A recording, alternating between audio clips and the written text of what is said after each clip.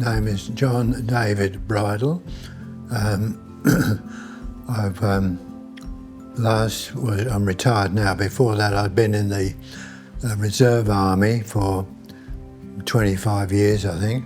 I worked for Telecom, now Telstra, and I specialised in long-distance planning of long-distance communications.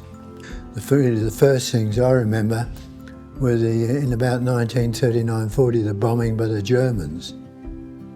We were bombed, and we used to sleep in an air raid shelter in the garden. And then later on, they made another type shelter which went inside. You could sleep inside rather than out in the cold. And when I was 18, I was called up for national service. And I did my training, and I worked as a surveyor in the Royal Artillery. I marched in the coronation parade on July the 3rd, 1953. Anyway, I went to Suez Canal Zone, served there, and then I transferred over to Cyprus. And then when I was in Cyprus, my father retired, and my mother sent me a letter and an advertisement asking us British soldiers to join the Australian Army. So I thought, oh, that sounds good. So I put in an application when I was in Cyprus.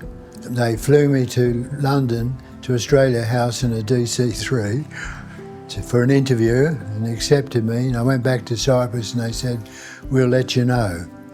And about 2 or 3 months after that, they said, okay, you'll pick up a ship at Port Said on such and such a date and transfer to the Australian Army, which I did. And I met my wife, Irene. At the time I was in Newcastle, and one of my soldiers was injured and he went into Royal Newcastle Hospital. And I went in to see him. I was just wearing my normal old blue jungle greens and things. And I had a bit of a talk to her. She was a scrub sister up there at the time. And the next day I went to see him again, and I was going off to a dinner, and I had my dress uniform on and my Sam Brown belt and everything. And started talking to her, and I invited her out. And she said yes. Okay, so we went to a concert, and I invited her out again. And she said, on one condition. I said, what's that? You give up smoking. Because the Army used to provide us free cigarettes. So it was very, very difficult to give up smoke, which I did. And we started going together and eventually got engaged and married. I received the Order of Australia about 5 years ago, and it was mainly, they said, through work for the community. And it goes back to my days in the Brookvale Probus Club.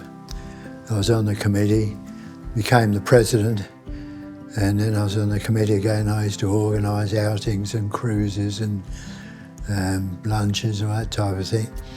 The first one is an Order of Australia. That is a coronation medal I got for marching in the coronation parade. That is a Reserve Force decoration, which you get after 20 years commissioned service.